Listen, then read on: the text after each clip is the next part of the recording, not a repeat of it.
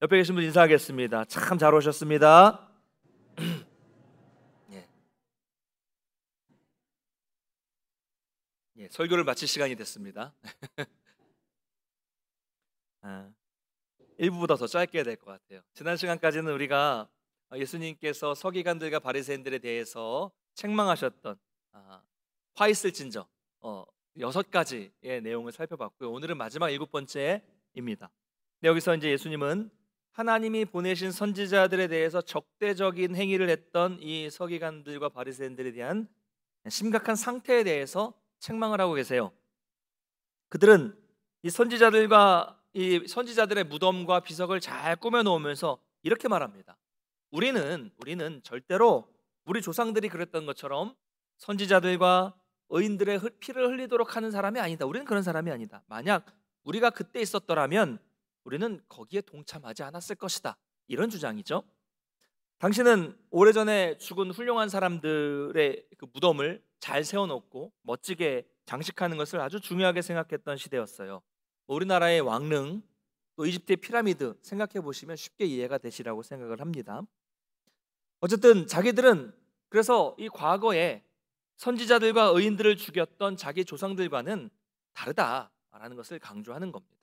그러나 예수님은 그 말에 대해서 그냥 한마디로 말씀하십니다. 아니다.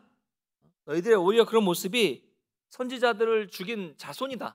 너희들이 그들의 자손이라는 것을 증명하는 것이다 라고 말씀을 하셨습니다. 왜냐하면 그들은 실제로는 자기들의 조상과 마찬가지로 선지자들을 지금 죽이는 일에 동참하고 있었기 때문이에요. 말로는 겉으로는 꾸며놓고 무덤을 꾸미고 비석을 세우면서 우리는 아니다, 그렇지 않다라고 말을 했지만 사실 이것은 거짓을 말하는 위선이었던 것이죠. 여러분, 그렇게 하고 있으면서도 아니라고 말하는 거짓말이었습니다. 여러분, 죄는요 감춘다고 해서 감추어지는 것이 아닙니다. 우리가 외모에 티가 생기고 잡티가 생기고 이런 것들을 얼마든지 감출 수가 있어요. 그렇죠? 여성분들 뽀드락지 나면 어떻게 해요? 예, 묻어버리잖아요, 화장으로. 그러면 깜짝같이 없어질 수 있어요. 또 평범한 얼굴을 변장 같은 화장을 통해서 완전히 다른 모습으로 이렇게 조형을 해나가는, 그럴 수도 있고요. 또 성형을 잘하면 원래의 모습을 바꿀 수가 있습니다. 물론 그래도 이게 있죠. 원판 불변의 법칙이라는 게 있어서 다는 안 되겠지만, 완전히 안 되겠지만 그래도 요즘에는요 정말 완전히 다른 사람처럼 보이게 만들 수가 있습니다. 대단하죠 요즘에. 그러나 아무리 화장술이 좋아서 화장을 하고 아무리 성형술이 좋아서 성형을 한다고 하더라도, 그래서 딴 사람처럼 보인다고 할지라도 중요한 것은 그 속사람은 꾸밀 수가 없어요. 외모가 완전히 바뀌어도 그 사람이 그 사람이죠. 외모가 바뀌어도 그 사람은 그 사람이에요. 이처럼 죄도 그렇습니다. 감추어서, 죄가 아닌 것처럼 감추어서 잠시 가릴 수는, 안 보이는 것처럼 할 수는 있겠지만 결국에 속에 있는 죄는 드러납니다.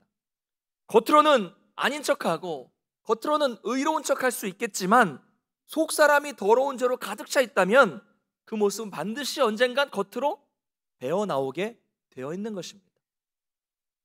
그런 그들이 그랬다는 거예요. 예수님은 뭐라고 말씀하시냐면 너희들 조상의 분량을 채워라 라고 말씀하십니다. 여러분, 이건 그들이 듣기 아주 거북한 표현이에요. 아주 듣기 싫은 표현입니다. 분량을 채우라는 말은 뭐예요? 조상들이 아직 못다한 것들을 너희들이 완성하라, 이런 말이잖아요. 아직 그들이 뭔가 할 일이 남아있다는 거잖아요. 그들은 앞으로 그 조상들보다 더 나쁜 일을 할 겁니다. 그게 뭐예요? 하나님이 보내신 메시아, 그 아들을 거절하고 그분을 십자가에, 선지자 정도가 아니라 메시아를 십자가에 못 박아 죽일 것이기 때문입니다. 그렇게 함으로써 그 조상들이 남겨놓은 분량을 그들이 다 채워서 완성하게 될 것입니다. 그런 그들은 지옥의 심판을 절대로 피할 수 없는 거죠. 그래서 뭐라고 말씀하십니까? 33절 한번 읽어보겠습니다. 같이 읽겠습니다. 시작. 뱀들아, 독사의 새끼들아, 너희가 어떻게 지옥의 판결을 피하겠느냐. 아멘. 참, 여러분, 예수님의 말씀이라고 믿겨지지 않을 정도로 아주 심하게 책망하세요. 이 뱀들아, 독사의 새끼들아, 이 독사 새끼들아. 이래야 좀 더 실감이 날까요? 심하죠.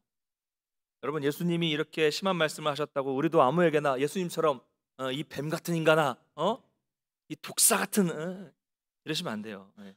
어쨌든 예수님께서 지금 이렇게 심각하게 심한 말씀으로 책망하셨다는 것은 한마디로 지금 이들은 게임 오버라는 얘기예요. 너희들은 끝났다. 너무 나갔다. 선을 넘었어. 많이 갔어. 이런 말씀이죠. 그들은 엄청나게 거룩한 척 신실한 척 했지만 실상은 무슨 말이에요? 뱀들아 독사 새끼들아, 무슨 말이에요? 너희들은 사탄이다. 사탄과 똑같다라고 말씀하셨으니 그들이 얼마나 충격을 받았겠습니까? 네. 그래서 그들은 심판을 받아 마땅하다는 거예요. 뒤에 내용을 좀 일부와 다르게 좀 생략을 하겠습니다. 어쨌든 그들은 너희들은 이 심판을 어떻게 피하게? 너희 당연하게 심판을 받는 것은 당연하다라고 말씀을 하시는데요. 그 위에 말씀은 이런 거예요. 하나님은 그럼에도 불구하고 그들이 계속 의인들을 죽이고 선지자들을 죽였음에도 불구하고 암탉이 그 새끼를 날개 아래 이렇게 모아서 품어주는 것처럼 선지자들을 죽였던 그들을 몇 번이고 계속 품어주셨다는 거예요, 하나님이. 그런데 그들은 끝내 하나님의 품에 들어오기를 거절했다는 겁니다. 여러분, 하나님의 사랑을 끝까지 거부하면 어떻게 됩니까? 심판을 받죠. 그들은 끝까지 거부했기 때문에 그들에게 심판이 임하는 것은 너무나도 당연하다라는 말씀이에요. 그래서 37절 이후에 보면 그 심판은 뭘로 나타납니까? 결국 예루살렘 성전이 파괴될 것이다 라는 아주 끔찍한 선언을 예수님이 하십니다. 여러분, 성전이 버림받고 황폐화된다라는 말은 결국 하나님이 성전에서 떠나신다는 말이에요. 여러분, 아무리 화려하게 지어놓은 성전이라고 할지라도 그 성전에 하나님이 계시지 않는다면, 그 성전에서 하나님이 떠나신다면 그 성전이 무슨 의미가 있겠습니까? 아무리 우리가 예쁘게 이렇게 예배당을 리모델링을 해놓고 예배를 드리고 있다고 할지라도 이 예배 가운데 하나님이 계시지 않는다면, 하나님이 떠나셨다면 무슨 의미가 있겠어요? 여러분, 하나님이 떠나신다는 것은요, 뭐예요? 여러분, 성전이 파괴된다는 것은 단순히 그냥 건물이 무너지고 건물이 부서진다는 것을 의미하는 것이 아닙니다. 건물이 무너지는 것도 의미하지만 하나님이 떠나신다는 거예요. 그렇죠? 무너진다는 건 떠나신다는 거고요. 그 성전에서 예배하는 이스라엘 백성들 전체가 결국 심판을 받는다는 그런 의미입니다. 사랑하는 성도 여러분, 오늘 이 말씀에 나타난 예수님의 이 심판 선언은 실제로 현실이 되어서 실현됐습니다. 얼마 지나지 않아서 AD 주 70년 예루살렘은 이방인들인 로마에 의해서 철저하게 짓밟혀서 무너졌으며 수많은 사람들은 목숨을 잃었고요. 더 이상 예루살렘은 하나님께 제사를 드릴 수 없는 장소가 되었습니다. 여호와가 떠나시고 이방인들에 의해서 짓밟히는 하나님의 심판이 실제로 실현됐던 것이죠. 사랑하는 성도 여러분, 이 7번째 화는 매우 심각한 말씀입니다. 아니, 7개가 모두가 그렇죠. 이 말씀은 우리 여기 계신 우리 성도님들과 우리 교회가 새겨 들어야 될 말씀이에요. 여러분, 우리의 신앙의 문제는 무엇입니까? 우리는 대부분 우리의 이 겉모습을 깨끗하게 하기 위해서 최선의 노력을 다합니다. 외모 복장만 말하는 게 아니라 우리 겉으로 나타나는 어떤 신앙적인 행위들, 이런 것들을 깨끗하게 하기 위해서 많이 열심히 노력을 한다는 거예요. 그러나 우리는 겉을 깨끗하게 하려는 이런 노력 못지않게 그 이상으로 우리 내면을 깨끗하게 하는데 훨씬 더 많은 노력을 기울여야 된다는 것을 여러분 기억하시길 바랍니다. 이게 본질이에요. 우리 겉도 중요하지만 이 형식도 중요하지만 우리 속 사람이 깨끗해져야 됩니다. 그러니까 다시 말하자면 우리가 얼마나 거룩한 모습으로, 얼마나 정갈한 모습으로 예배를 드리는가, 이것보다 더 중요한 건 뭐예요? 얼마나 우리 속에서 진실하게 예배를 드리는가, 이게 중요해요. 여러분, 겉하고 속은 다를 수밖에 없습니다. 겉모습에 우리는 다 속을 수밖에 없어요. 겉이 다르면, 속이 다르면 속아요. 앞에서 여러분들이 이렇게 예배를 잘 들으시잖아요. 근데 이렇게 예배를 인도하는 저도 여러분들의 이 겉으로 보이는 모습을 보면서 속아요. 속기 쉽습니다. 저를 속이려고 하시면 얼마든지 속일 수 있어요. 어떤 분은요, 앞에서 보면 분명히 맨날 이렇게 설교 때마다 계세요. 조시는 거예요? 뭐예요? 조시는 건지 주무시는 건지 뭔지 다른 생각하시는지 모르겠지만 늘 졸고 계시는 것 같은데 나중에 대화를 나눠보면 서론, 본론, 결론 예화까지 다 기억을 하세요. 깜짝 놀란 적이 많습니다. 다 들으시는구나. 근데 또 어떤 분은 눈을 이렇게 동그랗게 뜨시고, 다 뜬 겁니다. 이거 다 뜬 건데 눈이 동그랗게 눈이 원래 동그랗죠. 눈을 동그랗게 뜨시고 예배 잘 들으시고 설교를 열심히 들으시는 것 같은데 나중에 물어보면 눈 뜨고 졸으셨는지 모르겠지만 하나도 기억을 못 하세요.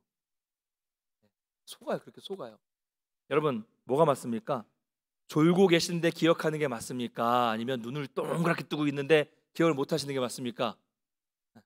둘 다 틀렸죠. 어떻게 해야 돼요? 눈 동그랗게 뜨고 다 기억을 하시는 게 맞죠. 어쨌든 이런 사소한 것 하나만 봐도 그래요. 사람이 겉으로 보이는 모습에는 우리 속을 수밖에 없습니다. 우리는요, 겉모습으로 사람을 알 수가 없어요. 어떤 사람은 막 우락부락하게 생겨가지고 막 사람이 처음에 접근하기 힘든데 알고 보니까 막 소녀 하고 막 이렇게 남자분이 막 취미는 뜨개질 막 이런 분도 계시고 어떤 분은 막 깔끔하게 생기고 이렇게 순하게 생기셨는데 나중에 알고 보니까 사이코패스, 살인자, 연쇄살인범 이런 분들 있잖아요. 우리가 겉모습으로 사람들을 판단할 수 없습니다. 신앙은 더더욱 그렇고요. 우리가 거기에 속아서는 안 되고요. 절대로 우리가 그런 겉모습으로 다른 사람에게 내가 좀 더 나은 사람인 것처럼 인정받으려고 해서도 안 됩니다. 여러분, 그 외식이 때문에 그래요. 그런 모습은 어떻게 됐어요? 결국 오늘 예수님께 화 있을진저 외식하는 자들이여 라고 책망받지 않았습니까? 여러분, 말씀을 맺겠습니다. 우리는 하루에 100번이라도 가능하면 1000번이라도 자기가 자기를 늘 돌아볼 수 있어야 됩니다. 만약 우리 생각이 항상 하나님께 영광, 선한 일 이쪽으로 가는 게 아니라 자꾸 이상한 것에 꽂혀버리고 자꾸 내 마음이 죄를 향해서 가고 있다면 그것을 몇 번이라도 자꾸 쳐서 말씀에 복종시킬 수 있어야 합니다. 할렐루야. 그래서 내 생각이, 내 마음이, 내 신앙이 지금 본질을 벗어나고 있지 않은지 말씀을 통해서 계속 내가 나를 감시해야 돼요. 다른 사람이 할 수 없어요. 자기 마음에 일어나는 생각들은, 자기 속에 내면에 있는 일들은 내가 자꾸 감시해야 돼요. 나를 말씀을 통해서. 기준은 말씀이고요. 감시해야 돼요. 이건 남이 해줄 수 없습니다. 그리고 또 반대로 내가 가진 생각을 가지고 자꾸 남에게 이래야 된다 저래야 된다 너 왜 그러노 막 계속 이렇게 하시면 안 돼요. 그런 사람들이 오늘 서기관들과 바리새인들, 책망받은 사람들 아닙니까? 자기들 못하면서 남들에게 자꾸 이렇게 강요하는 사람들 안 됩니다. 여러분, 우리는 너무 막 멀리 가지 마시고 너무 뭐 거창한 거 내가 하겠다고 생각하지 마시고 그저 평생 나는 나 하나 제대로 서기를 원한다. 나 하나 정말 제대로 온전히 변화됐으면 좋겠다. 내 속사람 변화되는 것, 이것에 집중할 수 있는 저와 여러분 되시길 주님의 이름으로 축원합니다. 그래서 나 한 사람이 내 주변에 있는 한두 사람, 두 사람, 세 사람을 나를 통해서 감동시키고 나를 통해서 그들에게 좋은 영향을 미친다면 여러분 그것으로 충분합니다. 저도 그것으로 충분해요. 여러분, 바라기는 우리의 내면, 우리의 속사람에 집중하시기를 주님의 이름으로 축원합니다. 그럴 때 우리 신앙이 바르게 세워질 거고요. 우리 신앙이 바른 믿음으로 세워지면 우리의 삶도 제대로 세워지게 될 것입니다. 항상 우리가 사람이 아니라 하나님을 의식하시면서 우리의 속사람이 새로워지시는 저 여러분 되시기를 주님의 이름으로 축원합니다.